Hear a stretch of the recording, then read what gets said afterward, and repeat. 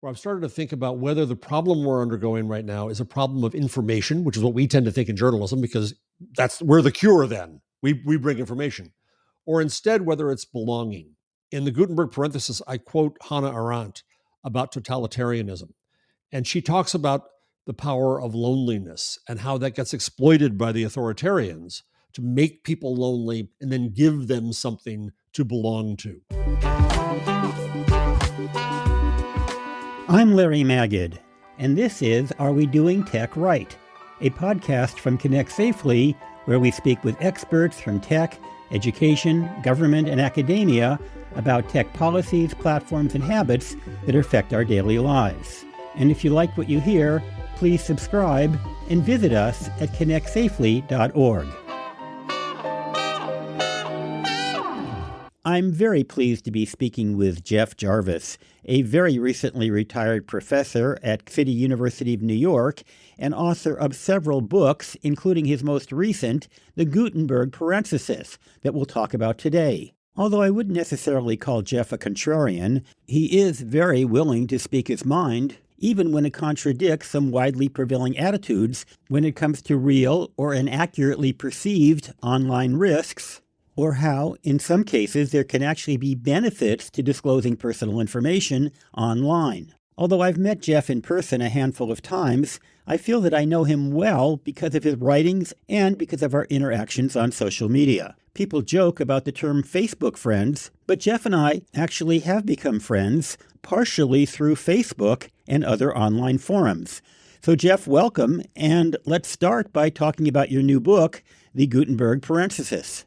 Thanks for having me, Larry. We do go way back. I don't think either of us wants to admit how far and how long. Right. So the Gutenberg Parenthesis goes back even farther. I was fascinated with the history of print and saw it as a transition in society, not dissimilar from the one we're going through now. So there's academics at the University of Southern Denmark, Tom Pettit, Lars Ole Sauerberg, and Marianne Borch, who came up with this idea of the Gutenberg Parenthesis. And their argument is that the age of print was an exception in history. And it lasted a long time. It lasted half a millennium. But we are now coming to the other end of it, where print won't disappear, but the internet and all that it means, including AI, now supersedes print in at least our public imagination. And so I think it's interesting to look back and see what happened to society when we went into print as we now leave it. And as I read the book, I couldn't help, and of course it was part of your intention, I know, but you certainly made the point, comparing the Gutenberg time and the centuries that followed Gutenberg and the time we're living in now. And for example, you start with a great quote from Mark Twain, which I'll read. Gutenberg's achievement created a new and wonderful earth, but at the same time, also a new hell. During the past 500 years, Gutenberg's invention has supplied both earth and hell with new occurrences, new wonders, and new phases.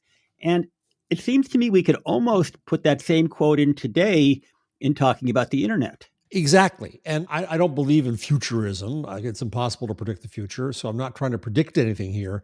But I do see that we as a society, and you cover this all the time, and you help people through it, we face choices. We face choices about the world we're going to build, the internet we're going to build, and the world on it. And the same thing happened in print, and nothing was set. For example, when it came time for news to come along, which wasn't until a century and a half after print, after the movable type, it wasn't clear what kind of form was going to win. Was it going to be newspapers or newsletters or magazines or books or news books or ballads? And I think that we face similar choices now as to what this is going to look like in our future. You know, one of the things that I really appreciated from your book is the length of time that you looked at, hundreds of years. And you point out that in the internet world, it's still very early, but it's been around for, 3 decades as a commercial entity, and even more if you count ARPANET and the scientific and military applications. Yet, compared to print, compared to a lot of technologies that we still deal with today, it's kind of brand new. Yeah, Larry, what really struck me about print was that it took about a half century before the book as we know it to take shape, with titles and title pages and page numbers and so on. It took a century and a half from 1450 to 1600 before we saw real innovation with print. The creation of the modern novel with Cervantes, the essay with Montaigne, the newspaper. It took another century to get to business models, 1710 and copyright. It took another century before the technology changed at all, around 1800, with stereotyping and steam-powered presses and eventually the linotype. And another century, 1920s, before we got a competitor to print, which was radio. And then obviously TV in the 1950s, and here we are today. And what I left out of that timeline was the internet about, as you say, 3 decades ago, which by my calculation puts us at about the year 1480 in Gutenberg years. Now, it's not to say that history is this going to be the same, but I am suggesting that the internet is yet young, as you say, and I don't think we know what it is yet. I think we still see the future in the analog of the past and what we understand. Now, I know you're writing a book on moral panics, and I just did a long kind of magazine-length article and a PowerPoint presentation on the subject. And in doing the research, it struck me that in almost every technology that we can think of, including some that we totally take for granted today, there were always early panics. There were always people who predicted that it was doom and gloom. It was going to destroy jobs. It would destroy morality. It was going to harm children. It would somehow have a negative impact on women, or it would enable women to have a negative impact on men. I mean, there were all of these concerns, whether the telephone, the telegraph, the railroad, the printing press, obviously, even going back to Socrates, who was concerned that writing might impact memory. So what does that tell us in terms of today as we look at all the proposed regulations and the concerns that many people rightfully have about what we perceive as harms or dangers with the technology that's coming out today or came out over the last 30 years? You showed me your PowerPoint. Thanks for the privilege. It's very, very good. And it's a good summary of where we've gone. And I also saw, for example, there was moral panic about the novel and how it was going to affect women and children. And I think there's some patterns that are always clear here. One is that we elders tend to look down at those who follow us and think they just can't do it as well as we did, which is BS. Yeah. And thus we don't trust our own children, which is a real tragedy, I think. But second, I think there is a difference fundamentally today in that media are so key to moral panics, and media hate every new competitor. When radio came along, newspapers tried to keep radio out of news. They tried to keep them out of press galleries. They tried to smash them down. The same with TV. So I think we saw in media coverage, and you've been around Silicon Valley for a long time, and so you lived through that time of utopianism in media coverage where, oh, it's all wonderful and we're going to do features about all these brilliant people. And then it switched on a dime. There's a really smart researcher named Neerat Weiss-Blatt. You'd enjoy talking with her, who wrote a book called Techlash. And she did a lot of research on the tone of media coverage of the internet. And she found that it changed on a dime. When did that? 2016 with the election of Donald Trump. It's almost as if media wanted somebody else to blame for what was going on in society. And the moral panic today over the internet and now AI, I think is partly business motivated in media, because you have media companies that want to disadvantage their new competitor. It's also a good story that gets a lot of clicks. It also gets political attention. I just came back from Washington where I testified before the Senate about AI and journalism. And you see there an echo chamber of its own sort with lobbyists and legislators trying to tie together to issue protectionist legislation around challenged old industries. And so there's a business angle of this, there's a cultural angle of this, there's a generational angle of this. But again and again and again, this is what I loved about what you did. It just teaches us that these moral panics are ever thus. And eventually it calms down and we figure out what we're going to do. I spend a lot of time using ChatGPT and Google Bard and other GAI tools. And if it weren't for the fact that I'm kind of, I guess, towards the end of my career, although I still think I've got a little time left, I would probably be threatened by it. I mean, because sometimes I'll ask ChatGPT to draft something and I'll say, wow, I don't know if I could have written it any better. And as somebody who's made his career explaining things to the world, I have to admit that it's threatening.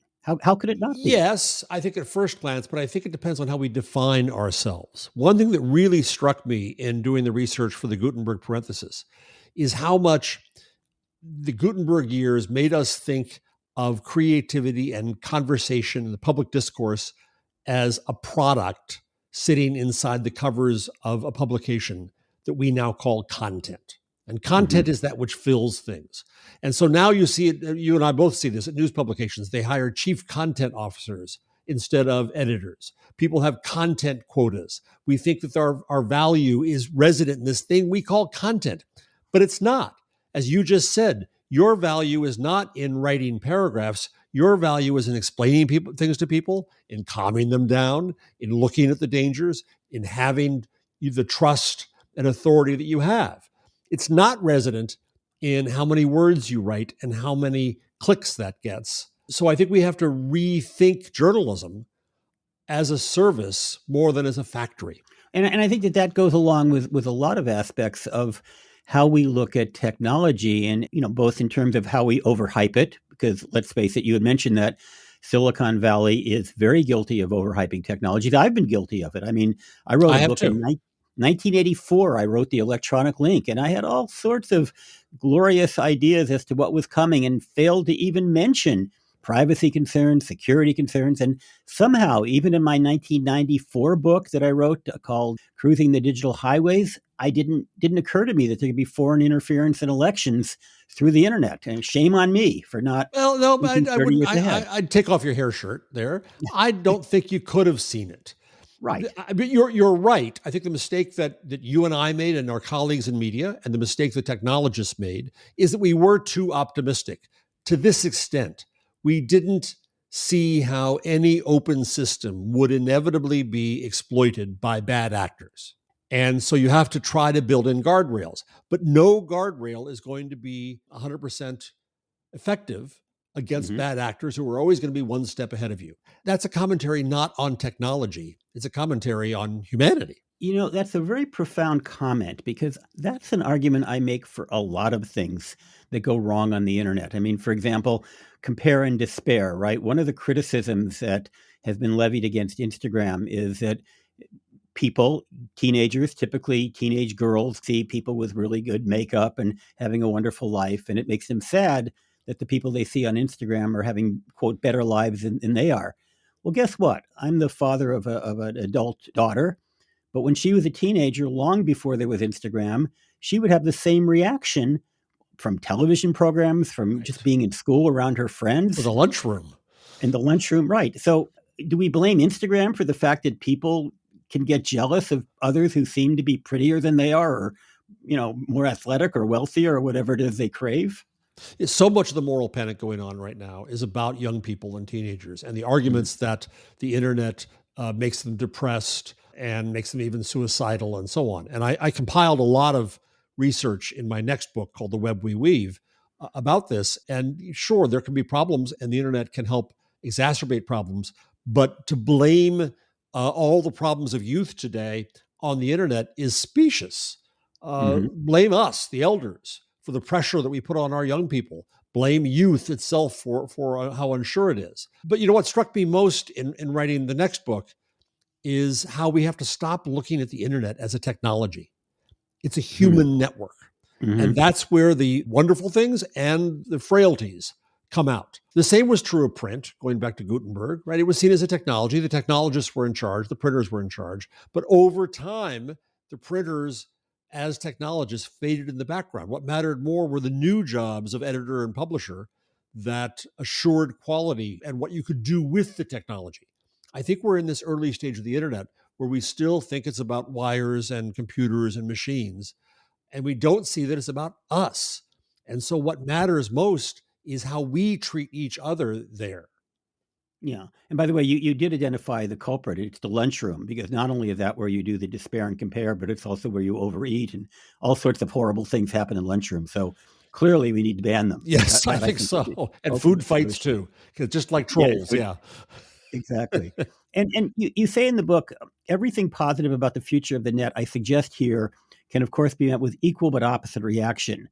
We already see a host of negative phenomena, the revival of fascism, campaigns of bigotry. I won't go with the whole quote. People can read the book. But that is a point you make, that bad things have happened on the net. But the question is the net the cause, or is the net just the messenger of, Hitler existed long before the internet? I mean, it's not like fascism isn't new.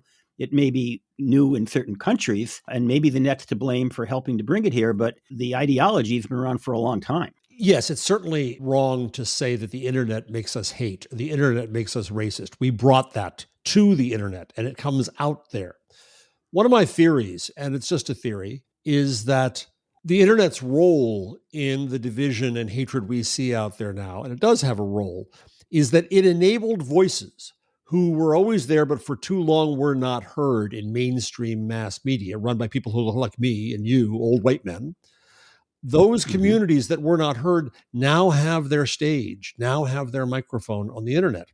And the people who used to be in charge resent that, as they always do.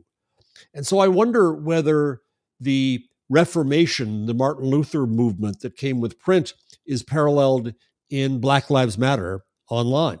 And if that's the Reformation, was January 6th's attack on the Capitol the counter-Reformation? Is that the dynamic that we see now, that we see so often when new media arrive, that voices who were not heard are frightening to the voices that were heard before? And of course, that's a double-edged sword. You point to Black Lives Matter, which took wings on the internet, but so did January 6th was largely organized on the internet. Again, I mean, if you're coming at it from the left or if you're coming at it from the right, you can point in the same direction. Yes, you can. I wrote a post on my blog last week where I've started to think about whether the problem we're undergoing right now is a problem of information, which is what we tend to think in journalism, because we're the cure then. We bring information. Or instead, whether it's belonging. In the Gutenberg Parenthesis, I quote Hannah Arendt about totalitarianism. And she talks about the power of loneliness and how that gets exploited by the authoritarians to make people lonely and then give them something to belong to.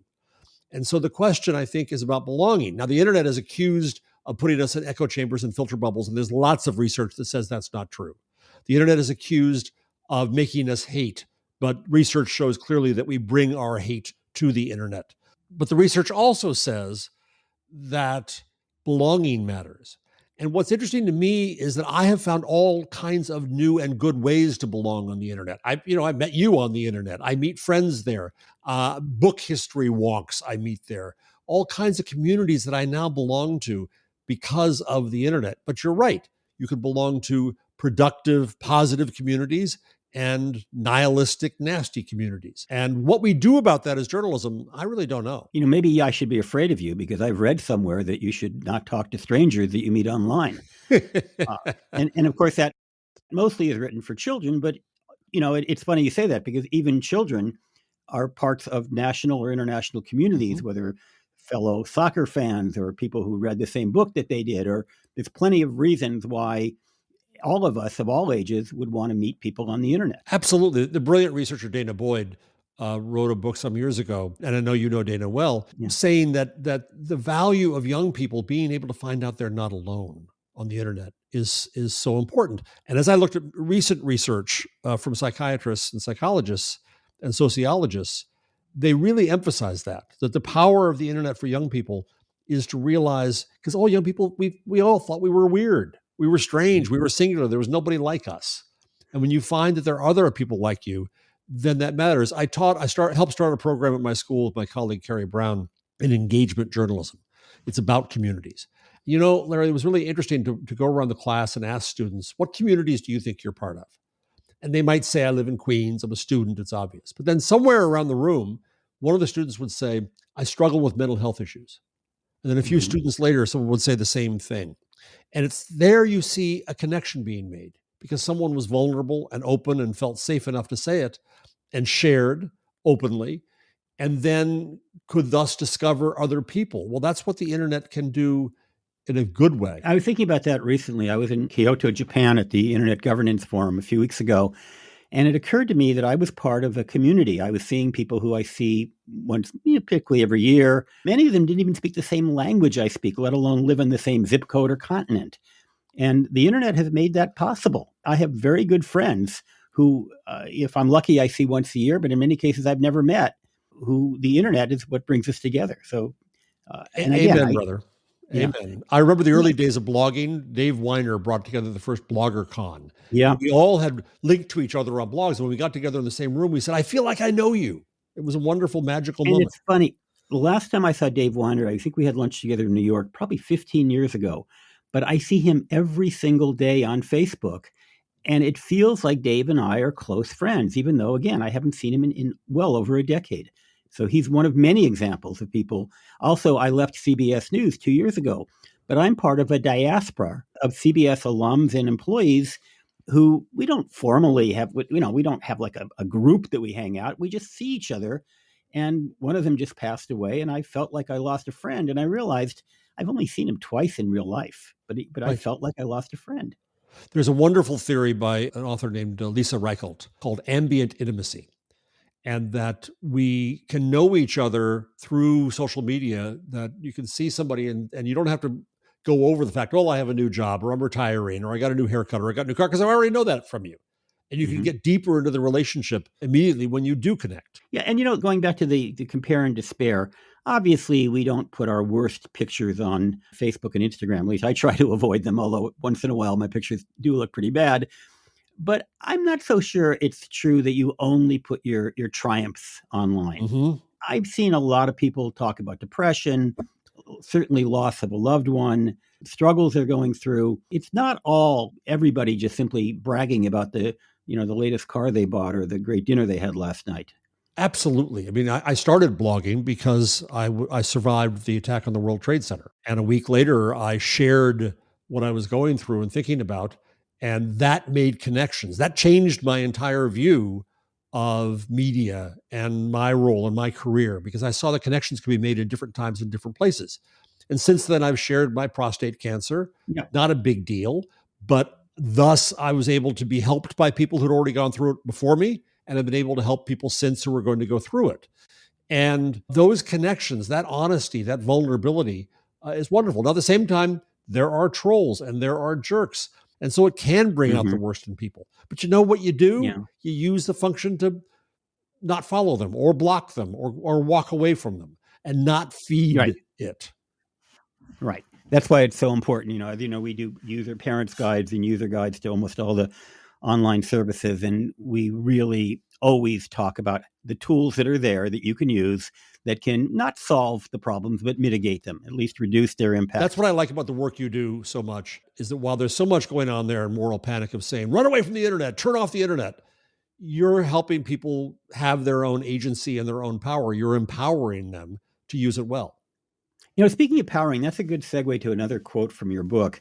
You pointed out that one of the most momentous decisions made by the first best-selling author, Martin Luther, was to publish in German rather than Latin. I think there's something very profound about that observation. I mean, I've always known that, but I never thought about it. But reading it in the context of your book made me think about the nature of, for example, publishing online. I mean, even I remember when you had to know the HTML language. It wasn't super hard, but it was non-trivial in order to build a website.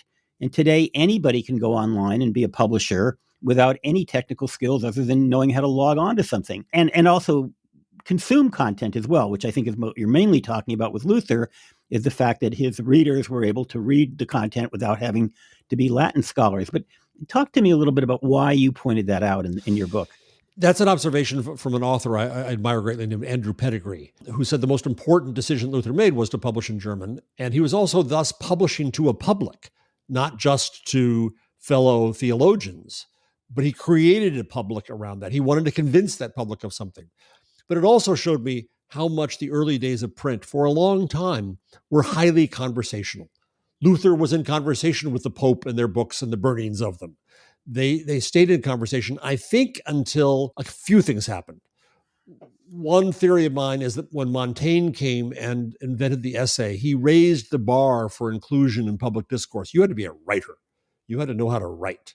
And I think Mm-hmm. that's intimidating to this day for many, many people. The other thing that happened was the mechanization and industrialization of print in the mid to late 19th century, where it all became scale, it all became mass. You had to talk to everybody in huge numbers, and small audiences didn't matter anymore. Just parenthetically, before the mechanization and industrialization of print, the average circulation of a daily newspaper in the United States was 4,000. It was a Hmm. Substack newsletter or a podcast, right? And then it became huge and became mass. So now fast forward to AI. And I think what's interesting to me is just what you just said about the tools changing. You didn't have to be a printer to print. You didn't have to do HTML to go online. Well, now you don't even have to necessarily be a writer to write. Right. There's a tool Correct. that's going to help you do that. Or more to the point, perhaps I can't draw, but if I want to illustrate what I'm saying, the tool can draw for me. Now that scares some English teachers and others, but I think it's just another tool. And if You it's know, in your hands and you're using responsibility to do what you want to do and what you direct it to do, that can be amazing. it's funny you say it, because that PowerPoint presentation that I was talking about earlier is full of images that I created on Dolly 2, which is part of the ChatGPT. And it wasn't trivial work. It was work because I had to think about what I wanted it to draw. But obviously, as somebody who has zero graphic skills, it was enormously empowering. And what it made me realize is, okay, I'm never going to have graphic skills, but I also have a lot to learn about how to write prompts and how to use generative AI. So it's not simply, saying, okay, any lazy person can create art. It's any person who can think creatively about what they want their art to look like can order up, not great art, but at least descriptive art. I'm on two podcasts, This Week in Google and AI Inside. And on the latter, we had a guest on a few months ago who's at an AI company. And he said, this is the revenge of the English major. He Mm-hmm. said the most powerful programming language in the world today is English. And I hope other Exactly. language too, right? And what that means is being able to say what you want and say it clearly matters. Being able to express yourself, and it's a tool of that. I'm air quotes retiring from CUNY, where I've taught for the last 18 years, but I hope to move to help some other schools start new programs. And one that I have wanted to start in recent years is what I call internet studies. And it is about bringing the humanities and the social sciences into the decisions we make about the internet, kind of demoting the geeks. And again, realizing this is a human network and these humanistic studies matter in trying to understand that. So that includes expression, Mm-hmm. English or other languages. It includes ethics and philosophy and anthropology and sociology and psychology. And I think we have to bring those disciplines to bear in this network of the world. And with that, we're ending this first half of the Jeff Jarvis interview. That's right, Jeff and I spoke for so long and covered so many topics that we had to divide the interview into two parts. So check back soon for part 2 of my conversation with Jeff Jarvis. Are We Doing Tech Right is produced by Christopher Lee. Maureen Cochan is the executive producer. Theme music by Will Maggid. I'm Larry Maggid.